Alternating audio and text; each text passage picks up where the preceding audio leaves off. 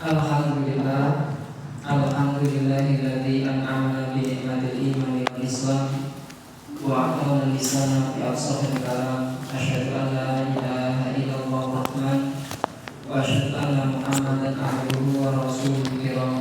Allahumma shalli wa sallim wa barik ala Muhammadin wa ala alihi wa sahbihi wa tabi'ina ila yaumiddin. La haula wa la quwwata illa billahil aliyyil azim. A'udzu billahi minasyaitonir rajim. Ya ayyuhalladzina amanu taqullaha haqqa tuqatih wa la tamutunna illa wa antum muslimun. Shadaqallahu azim.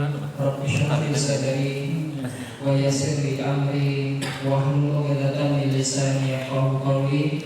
Allahumma iftah 'alaina futuhal 'arifin bi hikmatik wanshur 'alaina rahmatak wa dzakirna ma nasina ya dzal jalali wal ikram. Bapak Ibu jamaah sholat maghrib rahimakumullah, mari kita bersyukur kehadirat Allah Subhanahu wa taala yang telah melimpahi kita dengan nikmat-nikmatnya, menunjukkan kita kepada jalan kebenaran, melimpahi kita dengan kasih sayangnya. Atas seluruh nikmat itu maka sudah sepatutnya kita sebagai hamba Allah untuk bersyukur. Maksud bersyukur selain mengucap hamdalah, menerima dengan ridho, juga menjadikan semua nikmat Allah Subhanahu wa taala itu, baik itu yang sifatnya materi atau mungkin pangkat jabatan atau mungkin kemasyhuran popularitas, itu sebagai sarana untuk meraih ridho Allah Subhanahu wa taala. Tidak menjadikan itu sebagai tujuan akhir. Dalam satu riwayat Rasulullah SAW bersabda, Inni wallah ma akhafu alaikum an tusyriku ba'di walakinni akhafu alaikum dunya an tanafasuha. Wahai para sahabatku, demi Allah, sesungguhnya aku tidaklah takut, tidaklah khawatir bahwasanya kalian akan berbuat syirik sepeninggal aku. Tetapi yang aku khawatirkan adalah walakinni akhafu alaikumud dunya an tanafasuha. Pada dunia yang Allah hamparkan, pada kekayaan yang Allah buka pintu-pintunya, lalu kalian berlomba-lomba untuk meraihnya. Bapak Ibu jamaah al-awsat rahimakumullah, hadis ini tidak berarti kemudian meremehkan dosa syirik. Tidak berarti memandang bahwasanya syirik itu adalah dosa yang ringan. Boten. Nabi menyampaikan ini kepada para sahabat yang telah mendapatkan didikan Nabi Muhammad SAW. Nabi Muhammad tahu bagaimana kualitas iman mereka, bagaimana perjuangan dan pengorbanan mereka pada agama. Sehingga pada kondisi yang demikian itu Nabi tak khawatir, tidak mungkin sahabatku itu nanti akan berbalik kufur lagi, tidak mungkin akan jatuh kepada kesyirikan. Kenapa? Imannya sudah kuat. Tetapi yang Rasulullah khawatirkan adalah fitnah yang lain. Apa itu? Yaitu ketika pintu-pintu perbendaharaan bumi dibuka oleh Allah, lalu kemudian manusia terkena fitnahnya, ada rasa tamak rakus dalam hati, berlomba untuk meraihnya, sehingga berlomba mengumpulkan harta, baik dengan cara yang melanggar larangan Allah, mengabaikan aturan Allah, mengorbankan orang lain, bahkan mengorbankan agama yang dimiliki. Itu yang Rasulullah khawatirkan.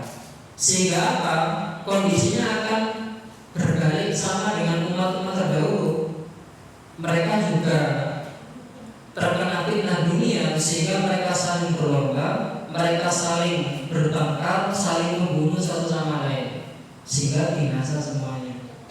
Kalau kita lihat relevansinya pada zaman sekarang ini, itu semua ada. Fitnah dunia berupa materi ada, kekayaan, pangkat jabatan ada, popularitas, kemasyhuran juga ada. Kadang juga mengenai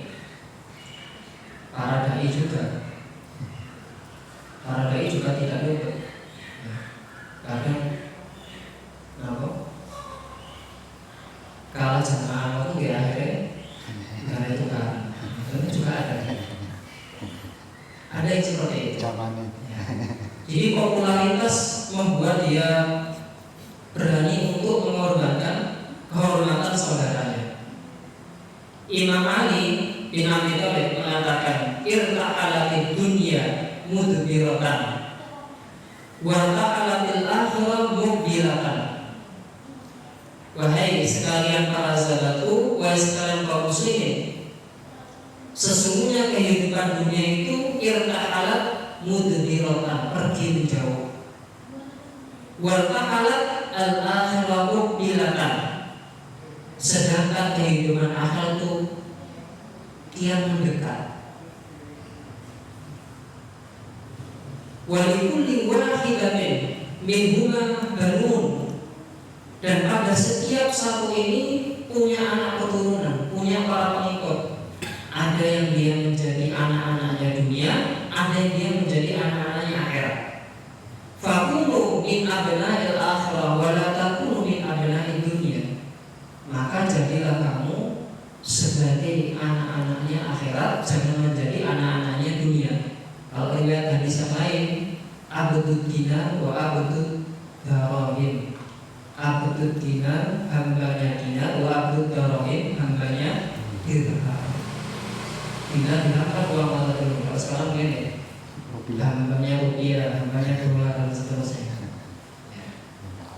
Fa'inna liyawma amalun wala hisabun. Hari ini adalah waktunya manusia beramal, belum datangnya hisab. Wa ghadan hisabun wala amalun, dan besok ketika kembali kepada Allah adalah waktunya dihisab amal perbuatan dan ada waktu untuk memperbaiki lagi. Jangan tinggalin. Fitnah dunia itu kadang akan masuk pada organisasi Islam, ormas Islam. Makanya kalau kadang di muktamar, kita ketahui di muktamar itu ada kubu-kubuan. Nah, kenapa ada kubu-kubuan? Karena ada putaran uangnya di situ. Jadi sudah pakai masuk ke situ. Ya, nanti kalau kemudian sedangkan ini membawai hajatnya umat Islam secara keseluruhan, kalau sudah terkena seperti itu bagaimana? Makanya kata Imam Ali, kunu min abna'il akhirah wa la takunu min abna'id dunya. Jadilah hamba Allah yang mengejar akhirat, jangan jadi hamba Allah yang terkena fitnahnya. Bapak Ibu jemaah pengawasan rahimahullah. Dalam satu riwayat dikisahkan bahwasanya ada seorang hakim namanya Musa bin Ishaq Al-Qadhi. Qadhi itu hakim ya, Musa bin Ishaq Al-Qadhi. Ini suatu saat dihadapkan pada satu persidangan, pada satu perkara di mana ada mertua menuntut menantunya. Jadi mertua ini datang mengadukan kepada Musa bin Ishaq Al-Qadhi bahwasanya menantunya ini punya hutang mahar kepada anaknya, hutang, tapi ingkari tidak mau bayar. Berapa? 500 dinar. 500 dinar itu berapa? 500 dinar itu kalau kita kurskan ke rupiah nih, 1 dinar itu 4,25 gram emas. Jadi kalau umpama dikonversikan 1 gramnya itu 2.800.000, maka 500 dinar itu senilai kurang lebih 6 miliar. Mahar 6 miliar. Apa lo kayak? Tak umum. Tak umum. Jadi dia punya mahar hutang yang belum dibayar dan mengingkari. Maka didatangkanlah kepada hakim ini, Musa Al-Qadhi ini, si menantunya. Sebelum memutus perkara, Musa Al-Qadhi ini pintar, apa cerdasnya? Beliau ini mengatakan, apakah kalian punya saksi? Iya, ada saksinya. Lalu didatangkan saksinya. Mana anaknya? Datang. Ini anak saya. Maka kemudian Musa ini sakal qadhi sebelum memutuskan menyuruh, ya, memerintahkan kepada para pengawal sebelum kita masuk ke perkara coba pastikan dulu, ya, ini betul nggak anaknya, ini betul nggak istrinya. Jangan-jangan nanti kemudian dia laki-laki tetapi berupa perempuan, atau kemudian dia orang lain tapi diadukan sebagai putrinya. Sebelum kita masuk perkara harus jelas dulu, ya. Silakan dicek pengawal. Mengetahui bahwasanya si perempuan ini hendak dilihat, hendak dibuka, ya. Kemudian suaminya kok bertanya, apa yang hendak kalian lakukan? Kami ingin memastikan ini betul-betul sebagai istrimu ataukah bukan, ini betul putrinya si bapak ini atau bukan. Maka apa yang terjadi? Langsung kemudian suaminya mengatakan begini, wahai hakim, wahai Musa bin Sa'al al-Qadhi, saksikan demi Allah sesungguhnya saya ini memang berhutang. Saya ini punya mahar yang belum dibayar 500 dinar. Saya bersumpah dan saya tidak mengingkari, memang saya ada mahar yang belum dibayar. Kenapa Pak mengatakan begitu? Dan istri ini boten didengar. Mengetahui suaminya mengatakan itu, maka kemudian si istri ini kemudian langsung terdorong mengatakan, wahai Bapak Hakim Musa bin al-Qadhi, sesungguhnya saksikanlah bahwasanya hari ini aku relakan mahar saya, aku berikan mahar itu kepada suami saya, dan aku tidak menuntutnya lagi. Dia lepas daripada tuntutan dunia dan akhirat. Mengenai jadi ini Musa bin al-Qadhi ini langsung kagum dan mengatakan bahwasanya ini kisah, ini cerita yang pantas untuk dibukukan. Ini kisah yang pantas untuk diambil ibrah pelajaran. Bapak Ibu jemaah langsung rahimahumullah. Jika kemudian kita lihat tadi, kenapa kemudian si suami langsung mengakuinya? Padahal kan bisa saja ya, 6 miliar itu kan banyak kok. Bisa saja kemudian nggak pernah kan, bisa saja dia mengatakan. Atau kemudian dimendatangkan saksi yang lain untuk menguatkan posisinya, bisa saja. Tapi kemudian dia memilih untuk mengaku dan memang salah, mengaku kesalahannya, walaupun nanti akan membayar. Demi apa? Demi agar istrinya tidak dilihat oleh orang lain. Begitulah suami yang menghargai istrinya, begitulah suami yang memiliki kecemburuan pada keluarganya. Ghairah artinya kecemburuan. Kecemburuan ini maksudnya bukan cemburu yang darurat, bukan cemburu yang mendatangkan bahaya, bukan cemburu yang mencelakai orang lain. Tapi ini maksudnya adalah cemburu di mana tidak menginginkan keluarganya itu terkena fitnah, tidak ingin keluarganya itu jatuh pada kemaksiatan, tidak ingin kemudian kehormatan istrinya, anaknya, atau siapapun yang dalam tanggungannya itu dilecehkan orang lain. Ini penting bagi seorang suami, penting bagi seorang kepala keluarga. Innallaha yaghfir wa innal mu'min yaghfir. Sesungguhnya Allah itu Maha Pencemburu. Dan sebagaimana seperti itulah seharusnya orang mukmin itu punya sifat cemburu. Wa inna ghairatullah ayyal mu'min ma haramallahu alaih. Dan sesungguhnya Allah itu cemburu alias tidak senang, Allah itu benci kalau seorang mukmin itu mendatangi apa yang sudah Allah harapkan. Allah itu cinta kepada hambanya, menginginkan kebaikan kepada hambanya, ditunjukkan ini yang benar lakukan, yang salah jauhi. Maka kalau kemudian kamu lakukan yang salah, kamu jatuh kepada kemaksiatan, kamu langgar dosa-dosa, karena kamu lebih mementingkan nafsumu, lebih mengikuti bisikan setan, maka itu berarti apa? Mengesampingkan Allah. Allah cemburu, Allah tidak senang. Maka sebagai seorang mukmin, sebagai seorang suami, sebagai kepala keluarga juga menginginkan kebaikan bagi istrinya. Ketika berbusana ya berbusananya ya muslimah, ya, yang tidak ketat, yang tidak terlalu, gitu. Kepadanya juga memberikan pesan agar menjaga ada pergaulan, kepada siapa boleh bergaul dan bagaimana batasannya. Sehingga cinta kasihnya seorang suami, seorang bapak, kepala keluarga tidak hanya sekedar memenuhi kebutuhan materinya, hanya kepada istrinya. Butuhnya 1 bulan berapa? 6 juta atau sekitar 6 juta. Inanya nilainya anaknya mau sapu berapa? Sapunya 2 juta udah dikasih. Kemudian tak mikir yang lainnya. Sholatnya bagaimana, ibadahnya bagaimana, bergaul dengan siapa, tidak mikir. Buat umat itu. Ada seorang sahabat Rasul namanya Sa'd bin Ubadah. Sa'd bin Ubadah ini suatu saat pernah mengatakan, "Lau ra'aitu rajulan ma'amra'ati la darabtuhu bis-sayf ghairu musbihin."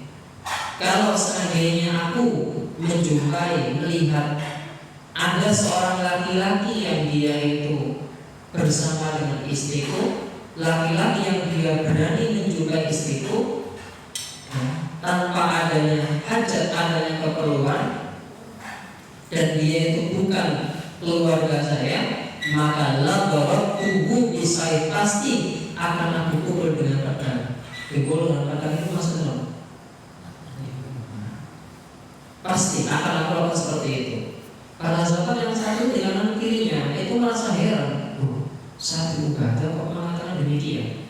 Rasulullah mengetahui keheranan para sahabat, kemudian mengatakan, apakah kalian heran dengan kecemburuan Sa'd? Atajabuna min ghairi Sa'd?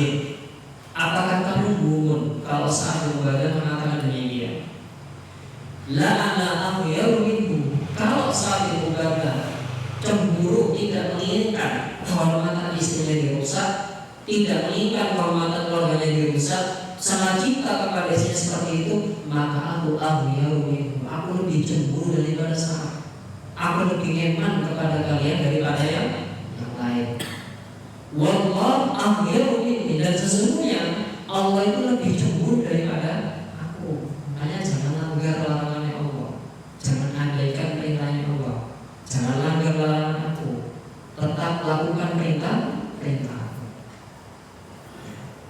Di Probolinggo itu pernah ada kejadian. Jadi seorang suami itu membunuh tetangganya. Tetangganya ini apa salahnya? Tetangganya ini memperkosa istrinya. Ini bukan kemudian membolehkan pembunuhan, tetapi ini menunjukkan bagaimana sikap seorang suami ketika mengetahui istrinya ya dirusak kehormatannya oleh orang lain. Jadi langsung kemudian tetangganya dibunuh. Berbalik, perbedaannya 360 derajat ya. Ada kejadian di Mojokerto itu, ya di Mojokerto, di mana seorang suami ini kemudian melancurkan istrinya. Ya. Jadi di satu sisi tadi sampai dibunuh, pemerkosa istrinya, yang ini malah melancurkan istrinya. Untuk apa? Karena suaminya terlilit cicilan motor yang gelap, makanya kemudian istrinya yang disuruh. Coba, nah, kalau ini kemudian terjadi, maka sesungguhnya kerusakan itu tidak diawali dari negara secara awal, tetapi diawali dari keluarga. Bagaimana kemudian keluarga sebagai suami kepada istri, bagaimana kemudian kita kepada anak kita. Begitu istrinya tadi mengetahui bahwasanya suaminya tidak rela kalau kemudian wajahnya dilihat orang lain, walaupun itu untuk memastikan, sehingga kemudian mau mengakui maharnya yang dihutang itu 500 dinar, maka ketulusan suami itu, pembelaan suami itu mendatangkan balasan berupa keridhaan istrinya. Makanya maharnya dilepaskan. memang beginilah seharusnya keluarga itu, hendaknya suami istri itu harus saling mengerti, harus saling mengasihi, harus saling menyayangi gitu. Surat An-Nisa 19 Allah Subhanahu wa taala berfirman, wa ashiruhunna bil ma'ruf fa in karihtumuhunna fa asa an takrahu syai'an wa yaj'alallahu fi khairan katsira. Wa ashiruhunna bil ma'ruf, wahai para suami, pergaulilah mereka para istri bil ma'ruf, dengan cara yang ma'ruf, dengan cara yang baik. Baik ini satu menurut aturan agama, dua karena menggunakan kata ma'ruf. Dari kata urfun itu adalah hal yang dikenali di masyarakat, kebiasaan yang dikenal di masyarakat ya. Maka dalam masalah kehidupan berkeluarga hari-hari itu, hendaknya suami memperlakukan istri dengan baik sesuai adat yang berlaku. Sehingga kalau umpama dia suami berasal dari daerah kidulan gitu, istrinya dari daerah utara, tentu secara adat kan berbeda. Gitu kan. Tapi namanya sudah jodoh, oleh karena itu ya maka harus menyesuaikan. Bagaimana kemudian suami ini memuliakan istrinya, menghormati dan mengasihi, disesuaikan dengan kebiasaan yang berlaku. Bagaimana dia di keluarganya, bagaimana kebiasaan dia di masyarakatnya. Begitu juga kalau sebaliknya dapatnya orang selatan, maka kemudian juga berbeda secara perilaku. Wa ashiruhunna bil ma'ruf. Tentunya kemudian dari seluruh sifat yang dimiliki, ada yang cocok, ada yang kemudian ganjil dari adik, ada yang aku pasang saja ya sama sifatnya ini. Tapi Al-Qurannya mengatakan, paling kali itu benar kalau kamu benci mereka ada sesuatu, bahasa takrahu syai'an, mungkin kamu membenci satu saja. Wa yaj'alallahu fi khairan katsira, tapi Allah jadikan kebaikan-kebaikan pada sisi yang lain. Contohnya di rumah suami laki-laki itu kadang kalau belanja itu kan enggak bertalama gitu. Enggak bertalama, pokoknya harganya cocok atau enggak ya sudah. Nanti kadang ada beberapa perempuan itu kadang saja ini sakit sama tapi kemudian menawar. Kenapa kok menawar? Karena mempertimbangkan nanti kalau mestinya ini dengan harga ini cukup hanya untuk ini saja, sedangkan ada yang lain, maka dicari harga yang lain supaya kemudian ini juga tercukupi. Jadi manajemennya jalan. Maka kadang kemudian ketika suami diajak untuk belanja barang darutan karena awalnya banyak, tetapi Qurannya mengatakan paling kali itu kalau kamu membenci dalam hal itu, fa'asa takrahu syai'an wa yaj'alallahu fi khairan katsira. Tapi ada kebaikannya apa? Akhirnya belanjanya cukup. Mestinya 1,5 bulan jadinya 2 bulan seperti itu. Jadi mencari sisi-sisi yang baik. Ya, mencari sisi yang baik. Kalau mencari sisi yang buruk, ya mesti ketemu ya. Suami mau membongkar keburukan istri, mesti ketemu. Begitu juga istri balas untuk membongkar keburukannya suami juga pasti ketemu. Nah ini kalau kemudian keburukannya saja ditampakkan, mestinya rame terus gitu. Tapi kalau dicari yang sisi baiknya pasti akan ketemu. Oke. Sampai kalau kita belajar, malah jadinya lebih lama daripada saya kan gitu. Jadi seperti itu. Memang kalau jadi suami istri mah belajarnya sepanjang hayat ya. Sepanjang hayat belajarnya terus. Dan tidak bisa dibandingkan dengan yang lain. Punya ritmenya masing-masing. Bapak Ibu jamaah pengawasan rahimakumullah. Nah, tadi yang disebut atau yang membuat orang tua yang mengajukan kepada hakim adalah adanya mahar yang belum dibayar. Memang mahar ini adalah satu hal yang wajib, walaupun itu bukan syarat, walaupun bukan rukun, tetapi itu sebagai satu kewajiban yang harus ditunaikan oleh suaminya. Makanya kalau kemudian dari sakes kredit alias hutang. Ya, nah, boleh nggak hutang atau itu? Ini juga ulama berbeda pendapat. Ada yang mengatakan boleh, ada yang mengatakan tidak boleh. Ada yang mengatakan boleh tapi bersyarat. Ada yang mengatakan boleh, ada yang mengatakan boleh. Tetapi harus ditentukan batasnya. Jangan kemudian tidak ada batasannya. Tak bayar kredit, tak bayar hutang. 2 bulan kemudian, nah ini jelas Pak. Jangan kemudian bilang ya kalau nggak bayar ini tidak ada batasannya. Ini menurut satu pendapat tidak boleh. Ada yang mengatakan kemudian boleh saja, bahkan kemudian tidak ada batasannya. Apa batasannya? Batasnya adalah ketika suami istri ini bercerai. Jadi sepanjang hayatnya hutang belum bisa dibayar, ya toh?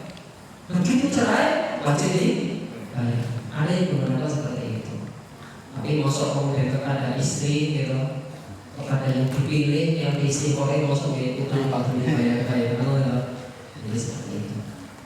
Tidak ada batasan minimalnya harus berapa, tidak ada mentok maksimalnya harus berapa, ya. Nah, dalam kitab Fathul Qorib itu disebutkan minimal ya, 3 bulan dari 10 dirham dan tidak lebih dari 500 dirham. Ini kurang dulu ya. 10 dirham itu berapa? 10 dirham itu 1.300.000. Nah, kalau sekarang orang nikah, apakah ada yang kurang dari 1.300.000? Kayaknya buat yang gitu. Mungkin seperangkat alat sholatnya ini, tetapi kan yang lainnya kan ada, seperti itu. Jadi minimal 1.300.000.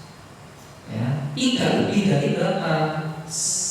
500 dirham atau senilai 64.400.000. Jadi jangan lebih daripada itu, juga jangan kurang daripada 1.300.000. Ini dalam kitab dikatakan seperti itu. Tetapi secara Islam sendiri tidak ada batasannya. Ya, kalau gitu berarti mahar itu kan karena nggak ada batasannya, kalau cuma memberatkan lah. Jadi kalau mahar itu yang paling bawah adalah ayyusarha, yang memudahkan. Ini dalil yang diperuntukkan bagi calon istri, bukan calon suami. Calon suami nanti pakai dalil itu, sakena, gitu.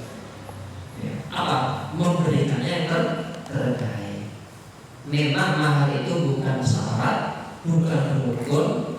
Karena kalau dijadikan rukun, dijadikan syarat, maka pernikahan itu ubahnya seperti jual beli. Makanya bukan syarat, bukan rukun. Tetapi apa? Nikah sebagai pemberian yang didasari kasih sayang, penuh cinta, kerelaan.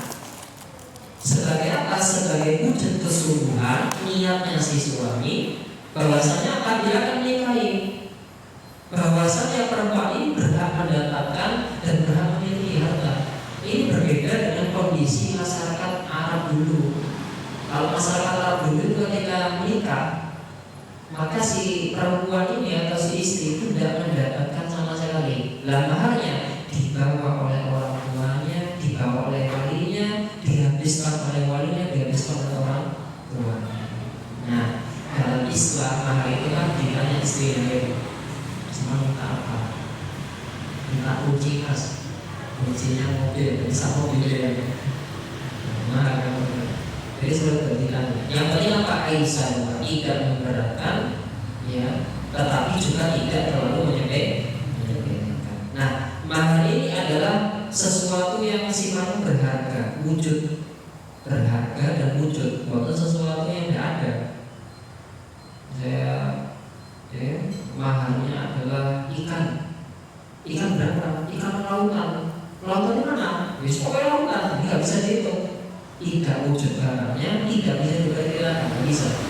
Jadi mahar itu sesuatu yang berharga, yang punya nilai harga, yang wujud barangnya, yang bisa dimanfaatkan, bukan benda yang najis juga, yang suci ya, dan juga bisa diserah terimakan. Maharnya sekian miliar, di mana? Masih dipinjam orang, kapan diambilnya nggak tahu, nggak bisa diserahkan, tidak bisa juga. Jadi maharnya harus jelas. Bapak Ibu jamaah pengawasan rahimahullah. Rasulullah SAW juga dalam rangka menghormati dan memuliakan perempuan. Bahkan Rasulullah itu maharnya tidak sedikit. Yang Aisyah ditanya, wahai Aisyah, bagaimanakah maharnya Rasulullah? Maka Aisyah mengatakan setengah ukiah, ya. Nah, maharnya Rasulullah adalah 12 ukiah dan 1 nasi. Nah, berapa itu? Totalnya adalah 500 dirham. Itu maharnya Rasulullah kepada para istrinya. Berarti kalau 64.400.000. Jadi kalau Rasulullah mengatakan lisaruha yang paling barokah yang mudah, karena itu tidak mengambil yang bawah juga, tetapi Rasulullah mencontohkan yang tinggi juga, 500 dirham alias 64.400.000. Bagaimana kalau umpama maharnya? Kan ada itu hadis yang mengatakan bahwasanya Rasulullah menikahkan sahabat itu dengan mahar Al-Quran. Disuruh nyari, walaupun cincin dari besi tidak ada nih. Kamu punya apa? Saya punya Al-Quran. Ya wes, tak nikahkan kamu dengan Al-Quran. Itu juga tidak berarti apa maksudnya Al-Qurannya dibaca. Karena pernah ada kejadian juga yang salah paham ya. Ketika menikah itu kemudian maharnya adalah surat Ar-Rahman. Gimana maksudnya? Ketika menikah surat Ar-Rahman dibaca oleh si suaminya. Ini tidak termasuk mahar. Kenapa? Kembali lagi, satu, mahar tadi adalah sifatnya yang bernilai harga dan bisa diserah terima. Kalau hafal bisa diserah terima kan? Siapa yang dapat manfaat? Yang membaca kan? Kalau istrinya tidak mendapat. Makanya kemudian pemahaman yang utuh adalah di riwayat yang lain dikatakan in qolik laqad zawwat tukaha fa'allimha minal Qur'an. Wahai rajul, ulanglah aku menikahkan kamu dengan Al-Quran. Fa'allimha, maka ajarkan kepada dia Al-Quran. Dalam riwayat itu dikatakan berapa yang diajarkan, 20 ayat. Jadi dapat manfaatnya. Kemudian dibaca ya, jadi baca itu yang baca yang dapat manfaat. Tapi maksud dari situ adalah apa? Diajarkan. Ini bisa. Atau kemudian ngomong maharnya seperti maharnya Nabi Musa alaihissalam ketika menikah dengan putrinya Nabi Syuaib. Bekerja. Jadi ikut kerja ke calon mertuanya. Berapa? 10 tahun. Ya, angon kambing. Itu maharnya 10 tahun angon kambing. Ini dapat manfaat kan? Ya, mertuanya dapat manfaat, kalau istrinya juga dapat manfaat. Jadi mahar itu sekali lagi adalah sesuatu yang bernilai manfaat. Ada lagi bahkan kemudian yang maharnya diikhlaskan. Dan maharnya adalah berupa apa? Keislamannya. Siapa itu? Sahabat Abu Talha ketika menikah dengan Ummu Sulaim. Ummu Sulaim mengatakan bahwasanya ya cukuplah ya bagiku maharnya adalah keislamanmu. Jadi ketika Abu Talha ini melamar Ummu Sulaim ini mengatakan itu, demi Allah ya, lelaki sepertimu itu tidak mungkin ditolak lamarannya. Kenapa? Karena sudah perfect semuanya. Ya, secara tubuh perfect, ya latar belakang ekonomi juga sudah mapan, sudah perfect semuanya, nggak mungkin ditolak. Hanya saja ada satu yang menghalangi. Apa itu? Kamu kafir, saya muslim. Ya. Maka masuk Islamlah dan keislamanmu sebagai mahar saya. Makanya masuk Islam, ya, dan kemudian Islamnya dijadikan sebagai mahar. Itu kalau mualaf kan tentu dia memberikan mahar kepada istri. Jadi seperti itu. Bapak Ibu jemaah pengawasan rahimakumullah, jangan menjadi dayuth. Apa dayuth itu? Kebalikan daripada kecemburuan. Dayuth itu mau ada istri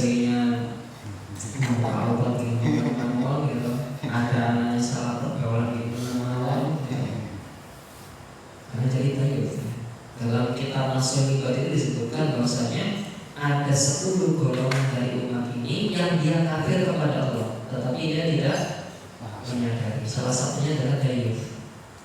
Jadi dia meremehkan agama dan membiarkan keluarganya tanpa pengarahan dan tanpa bimbingan. Di lain riwayat Rasulullah bahkan kemudian mengancam, ancamannya keras ya. Salah satu ada 3 macam golongan manusia. Qad haramallahu alaihimul jannah, yang Allah haramkan bagi mereka masuk ke dalam surga. Yang pertama, mudminul khamri, orang yang dia terbiasa minum khamr. Khamr, narkotik, narkoba, semuanya. Wal'aq, yang kedua adalah orang yang durhaka kepada orang tuanya, anak yang durhaka kepada orang tuanya. Yang ketiga, wadayus alladhi yukirru fi ahlihi al-khubth, yaitu dayus, dia yang menyetujui perkara kecil pada keluarganya. Perkara kecil ini bisa jadi satu, dia justru mendorong istrinya dalam kemungkaran kayak tadi itu yang dimaksud mendorong. Atau kemudian dia tahu tapi mendiamkan. Ya. Tapi bedanya kalau kemudian dia sudah mendidik, sudah mengingatkan, tapi ternyata masih bandel dengan dia. Ini beda lagi, tidak termasuk di sini. Tapi bagi dia yang memang mendorong, menjerumuskan, atau tahu tapi membiarkan, masuk dalam kategori ini. Nah sekarang bagaimana kalau memasang foto di media sosial? Suaminya tahu, istrinya memasang foto di media sosial, anaknya memasang foto di media sosial, tahu, apakah ini termasuk dalam kategori dayus membiarkan? Dalam hal ini kemudian perlu kita lihat, tidak bisa dilihat atau dipukul rata bahwasanya semua yang posting di media sosial itu adalah dalam rangka mengubah syahwat. Belum tentu juga. Tapi kalau memang itu kalau memang itu tujuan bersolehnya adalah untuk pamer, karena kecenderungan perempuan kan ingin dipuji, ingin disenangi, tidak puas dengan pujian suaminya dan dapat pujian dari khalayak, kalau makanya dia posting. Kalau mereka kecenderungannya seperti itu, maka kemudian suami bisa menasihati dan bisa menghentikan. Tapi kalau sekedar untuk postingan, sekedar berbagi momen, mau buka postingnya setahun sekali, apa hari raya saja, kumpul selama sekarang bersama keluarga. Dan ketika foto pun itu, posting pun tidak sendirian, ada suaminya, ada anaknya, ada keluarga yang lain, maka itu tidak termasuk, tidak termasuk. Kadang kan ada orang yang kemudian hati-hati nanti kena aib, ya ketika posting sambil baca doa supaya dilindungi dari penyakit aib, itu saja. Bapak Ibu jamaah kawasan rahimahullah, maka kembali daripada kisah ini mengajarkan kepada kita satu, hendaknya seorang kepala keluarga, seorang suami itu memiliki kasih sayang kepada istrinya, kepada anaknya, kepada siapapun yang berada dalam kandungannya. Dan tentu kasih itu tidak hanya diwujudkan pada pemenuhan materi saja, tetapi juga penjagaan agar jangan sampai jatuh kepada hal-hal yang Allah murkai. Bagaimana auratnya, apakah ditutup, bagaimana kemudian pergaulannya pada lawan jenis, itu perlu dijaga. Adalah satu aib dan satu kerugian besar kalau kemudian kepala keluarga atau suami tidak memiliki kecemburuan sehingga membiarkan itu kemudian dinikmati orang lain, atau bahkan tadi sebagaimana dalam kasus itu dibaca bahkan didorong untuk jatuh kepada kemungkaran. Suaminya sendiri menginisiasi dan istrinya dijadikan sebagai alat teman-teman. Kalau di malam dijadikan sebagai fantasi. Itu sesuatu yang apa? Nanti dikatakan sebagai dayus, yang besok nanti ancam apa? Tidak masuk ke dalam surganya Allah. Berarti apa? Tidak dapat rahmatnya Allah. Ya. Yang ketiga, bahwasanya dari hadis ini pentingnya kehormatan. Ketika suami itu melindungi kehormatan istrinya, kehormatan keluarganya, maka kemudian istri akan memberikan balasan yang baik. Artinya apa? Sengketa pidana bisa diselesaikan dengan saling menghormati, saling menghargai, saling menjunjung penghormatan masing-masing dari suami atau istri. Yang terakhir adalah mahar tetap wajib dibayar, bukan boleh tetapi harus ditentukan agar tidak merugikan pihak istri atau keluarga istri, ya. Dan kalau dibayar, ya maka tadi Nabi mengatakan sebaiknya Anda tidak memberatkan dan juga tidak meremehkan kemuliaan daripada istri. Nabi sendiri menunjukkan bahwasanya mahar beliau adalah sebanyak 500 dirham, yaitu senilai 64.400.000 dirham. Soalnya apa? Penghormatan kepada istri luar biasa. Bapak Ibu jamaah kawasan rahimahullah, mungkin Bapak Ibu sampai kalau saya mengatakan mungkin akan manfaatkan kepada keluarga sani. Beliau akan mengambil semangat dari Allah Subhanahu Wa Taala. Kekurangan yang dari saya pribadi sebagai manusia. Akhirul kalam. Itu yang sudah mustaqim. Assalamualaikum warahmatullahi wabarakatuh.